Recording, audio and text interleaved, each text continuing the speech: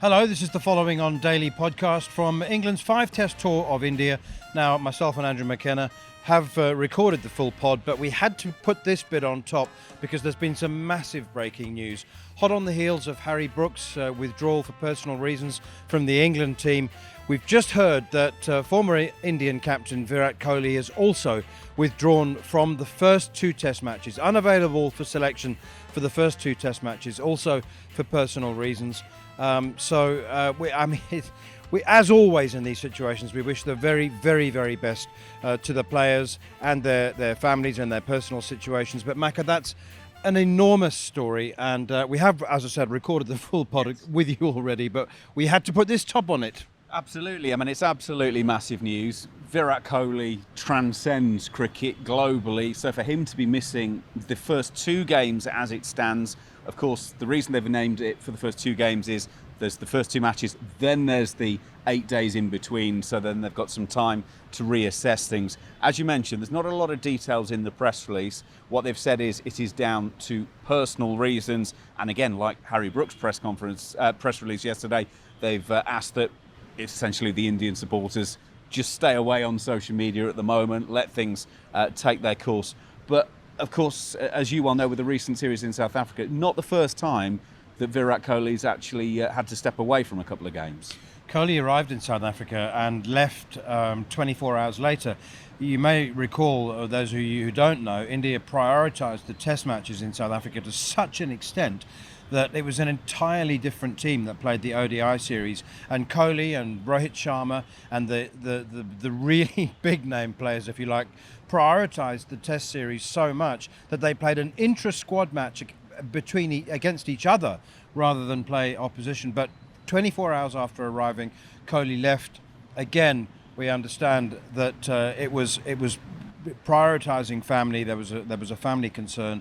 He did just make it back in time for the test matches, but as we wish him well, because obviously this problem, if it is the same one, it's not gone away. Yeah, exactly. I mean, we're putting 2 and 2 together, but it would seem like whatever the issue was then could well be the issue here now. And I think everyone hopes on a personal level that it resolves itself to an extent that he can be involved, because from a cricket point of view, we'd love this series to feature Virat. But of course, I mean, it makes it interesting. It kind of balances it out, doesn't it? Both teams losing one of their best batters. And how do they now get around that, and how does the series shake down? Well, we'll find out over the next few weeks. Have you got the press release there from the BCCI? Is there anything in it that... it's just arrived, as I said, it's literally breaking news right now. Is there anything in it that was unexpected, apart from the fact that he's missing? No, it's 5 paragraphs long. Virat Kohli has withdrawn from the first 2 tests, citing personal reasons. He requested the board to be withdrawn from these matches. He spoke to Rohit Sharma and the team management, emphasising that while representing the country has always been his top priority, certain personal situations demand his presence and undivided attention. So England's 5 test match tour of India. I'm Neil Manthorp, as you know by now, and you know Andrew Mckenna even better. I've just landed this morning, so a little bleary-eyed. Macca and Scott Taylor, our wonderful producer who's behind the camera, have been here for 24 hours, and it must probably feel like 48 at least, Macca. It's been a tough time for you two getting here. It was a mission for me to get my visa. You two were given your visa on the steps into the plane. Pretty much, yeah, the skin of the teeth and then some. A trip to the High Commission on Friday before getting on the plane on Saturday. So yeah, it was properly nip and tuck, but just like the England squad, you know, we have to go through these things. But we're here, and it's a heck of a place, isn't it? It is fantastic. The Ranjiv Gandhi Cricket Stadium, International Cricket Stadium in Hyderabad, venue for the first test match. It's a little... I think rundown might be a bit hard, but it certainly could do with a lick of paint. It was very fresh and bright and new and shiny for the 2011 World Cup, but it doesn't matter what the stands have got in store for the Barmy Army. It's what the pitch has in store for England. Macca, we've had a little brief glimpse at it. You can't tell much 3 days out from the first test match, but we didn't need to look at it really, did we? We know exactly what it's going to be doing. We are fully expecting it to go from pretty early on and spin. I mean, let's be honest, India naming a squad with 4 spinners on was a bit of a clue. It was never going to be the Green Mamba, was it? Let's be perfectly honest about it. What is surprising is that other than that 5-minute very brief look, it's been covered up. I kind of imagined that it would have been uncovered so the sun and the heat would be baking it. So they're clearly trying to keep whatever moisture is in it, so it holds together a little bit longer. But very interestingly, on the local TV this morning, I saw a series preview show, and Sanjay Mandraker said, we're in for 15 days of great cricket. And I sort of paused and went, hang on, 5 test matches, 5 days, that should be 25. And then the penny dropped with me that what he was actually saying was, yeah, this is going to be, it's going to be basically the cricket that England have been playing for the last couple of years or so. It's going to be cricket on fast forward. The question is, can England compete with India playing fast forward cricket? Don't forget you can subscribe to the Following On Daily podcast by going to the talkSPORT Cricket channel, YouTube channel, and subscribing. You get to see us as well as listen to us, unless you close your eyes. Macca, it's a great honour to follow England anywhere in a Test series, but Test cricket has been completely and utterly transformed. I mean, Lawrence Booth and Nick Holt have written a book, haven't they, about the Bazball revolution, and it is phenomenal to think of previous tours, not just to India, but England in the doldrums, going to Down Under for an Ashes series and being strong underdogs, and there being a sense of being underwhelmed, really, by following a losing England team. But this is so different. I've never experienced this before in my life. They've come here as massive underdogs. It's been described as mission impossible for them. And yet, you and I are going to be describing the action that we know is going to be exhilarating and exciting. And it's almost like the result doesn't matter.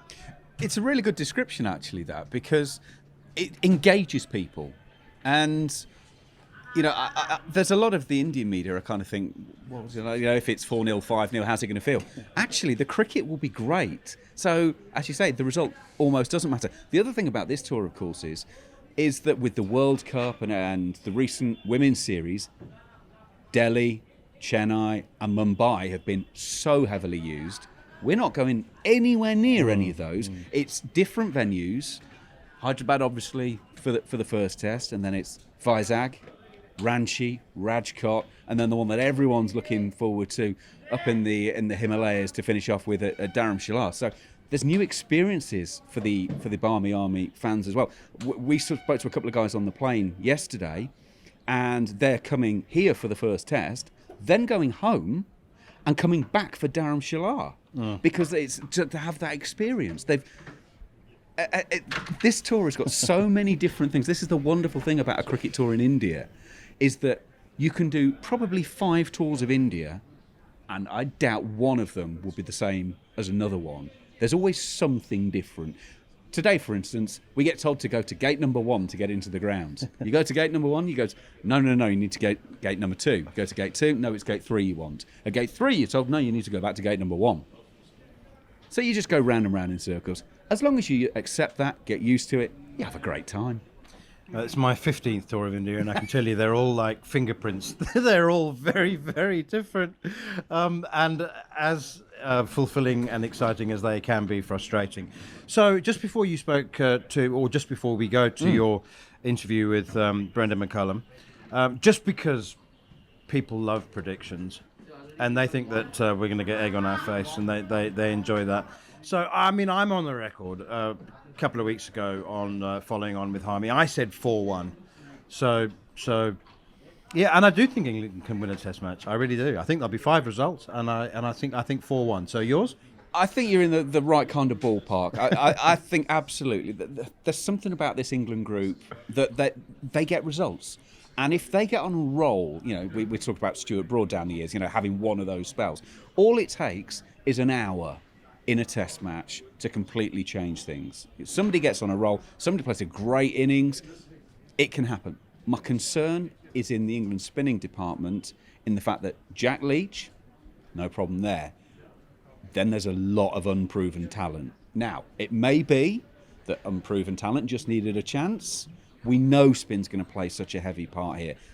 Now, how are those guys going to react to that?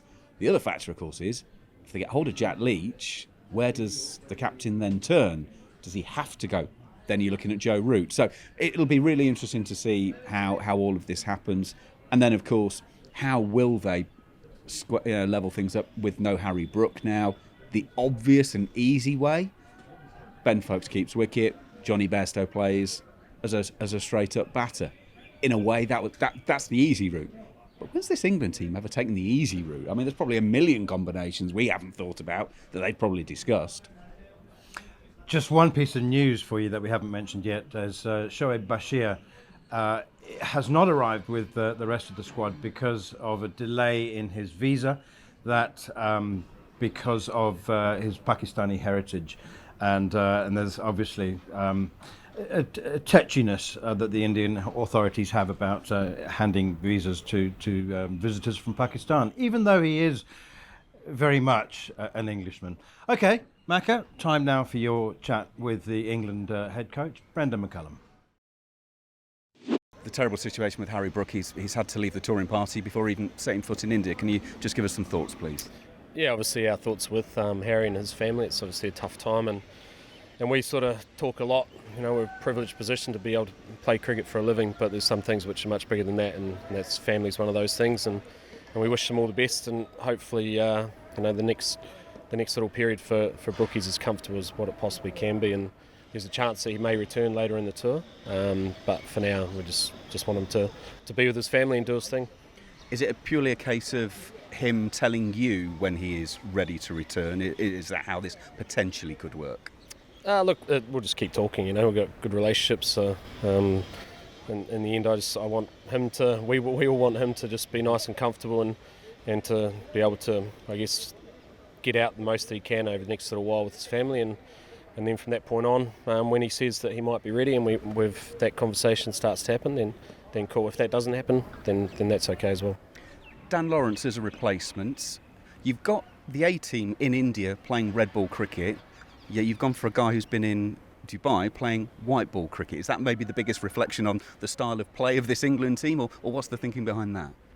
Look, it's certainly no discredit to those who are in the Lions setup. It's more Dan Lawrence was the next batter in all last summer, and that was the message. And selection loyalty is important to us. So, look, he's a good player. He's got good skills for conditions out here as well. And we felt that with the Lions, there was other guys who needed some experience in those types of conditions, and we were pretty keen to make that decision. So he'll join us tonight. I think he's coming in, and then Bash will join us hopefully tomorrow as well. He's just got a couple of issues just with his visa coming through, which we're confident on the back of the help from the BCCI and the Indian government that will sort itself out pretty quickly as well. But other than that, we've got a full squad here.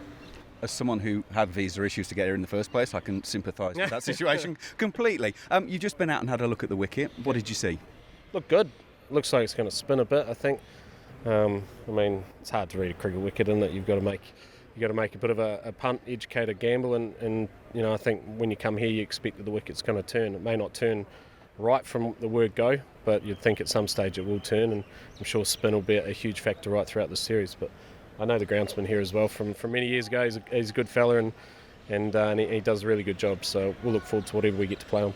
There's been a lot of talk that they could be short matches. Is that how you see this going? Very intense, maybe 3-4 days, or we're going to get drawn out 5-day matches?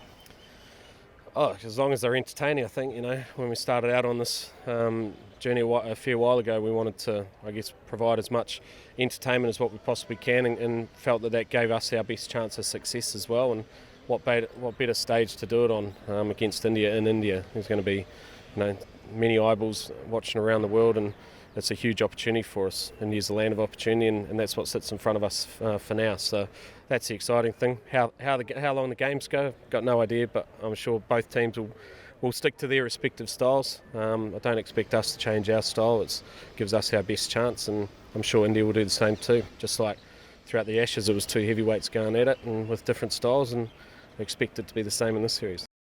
Familiar voice and face now, as you'll all know, Rory Dollard from the Press Association. He's a good friend of the programme. And the first thing to tell you is that both of us arrived this morning after a sleepless night on various different routes around the world. So we will be held accountable and responsible for what we say, but it may not be the best from me anyway.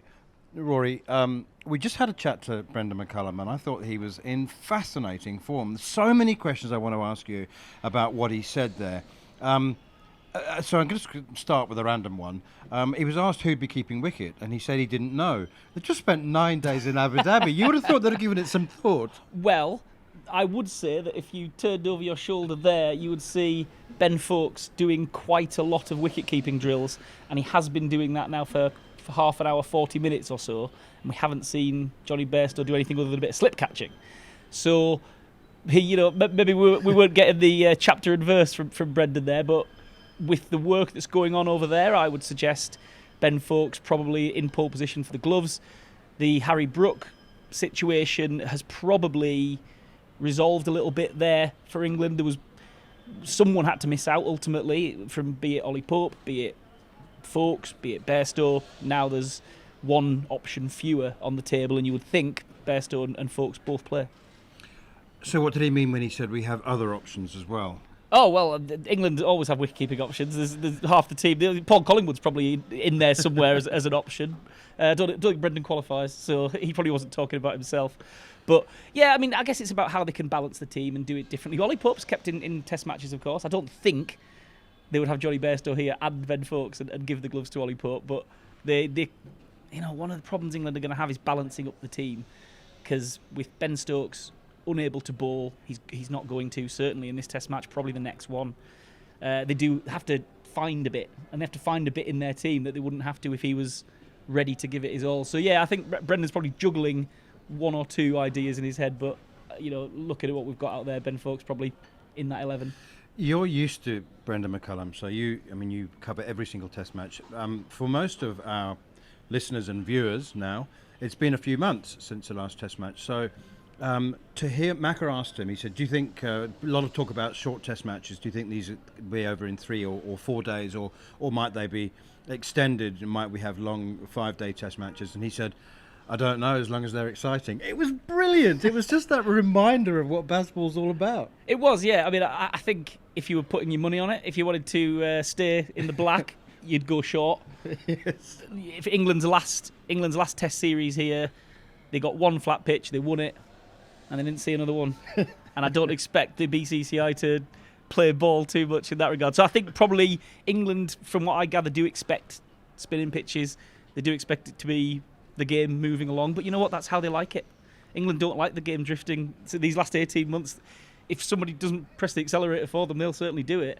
So yeah, I think they'll go long. But listen, hearing Brendon talk like that, he had some lovely phrases actually in that interview. Yeah. He said India is the land of opportunity, and that's what we're here for. He said, I want my players to feel 100 feet tall and bulletproof. Like you can imagine, can't you? Sitting in the dressing room, Brendon's got this great turn of phrase, and you can see it. But listen, at a time when Test match teams are being sent around the world under strength, less product, less exciting, enticing product than we would like it to be, seeing a full-strength England team, full-strength India team, and having them talk it up as the thing you want to switch your radio on, switch your TV on, get your ticket for the ground, great. That's what Test cricket need. People need to be talking like that about Test cricket. Otherwise, what have we got?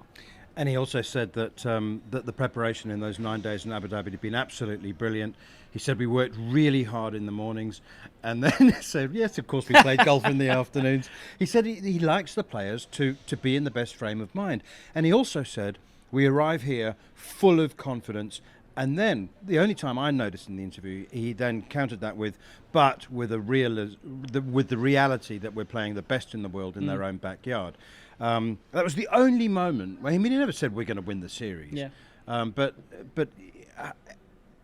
it's so infectious. Just us old hacks who've been around for 30 years. Yeah. We get affected by it. So young players who are coming into the Test squad or been in the Test squad for a year or so, they must find him guru-like. Well, talking of India. This is actually the World Cup just gone.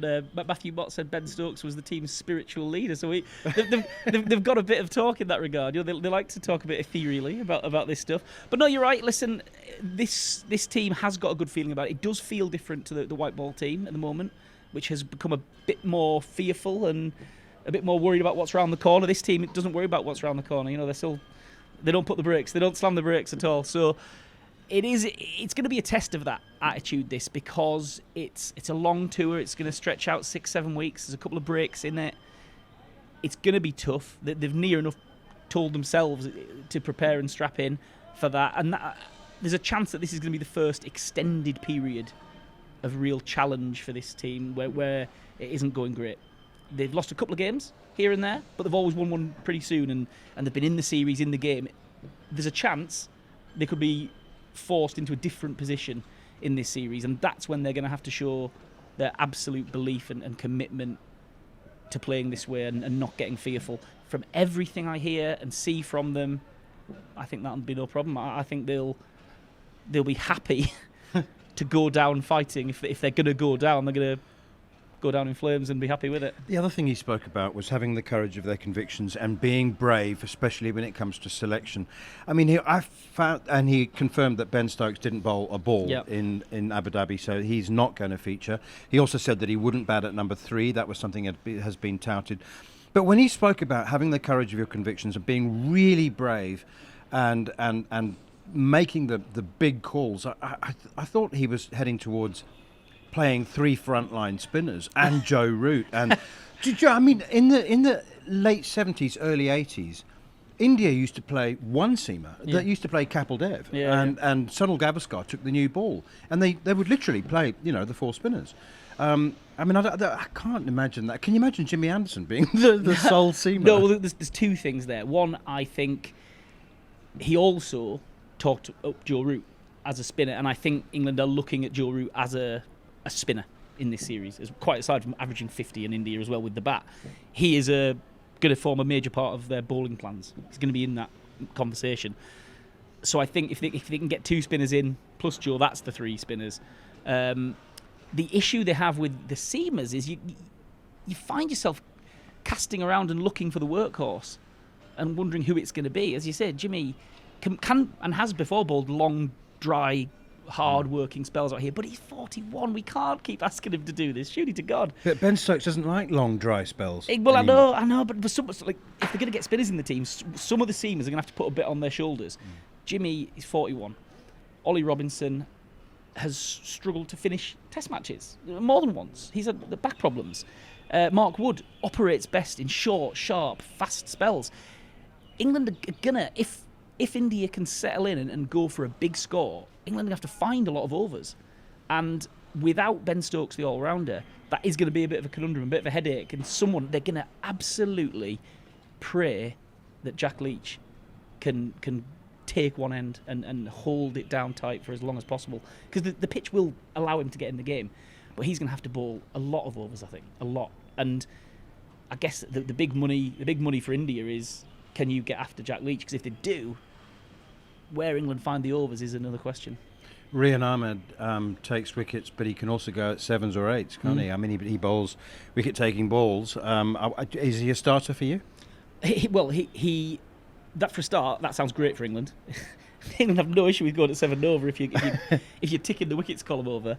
So he is an option, and he also bats very nicely, and they might well fancy, if runs are hard to come by, Rian Ahmed's batting could really help him out. Okay, and finally, big picture stuff now. This is being described as Mission Impossible, which is quite nice. I mean, we like a nice title for a tour. Yeah. Can you see a way, use every bit of your imagination, I know we're both tired, but can you see a way that England can win this series? I can see a way they can win a Test match, because they did 3-4 years ago, didn't they, in Chennai? So in your wildest imagination, can you see England winning the series? I think, I'm going to be diplomatic here, I think victory for England isn't necessarily winning the series. I think England can win in their own terms by being competitive and staying in this series,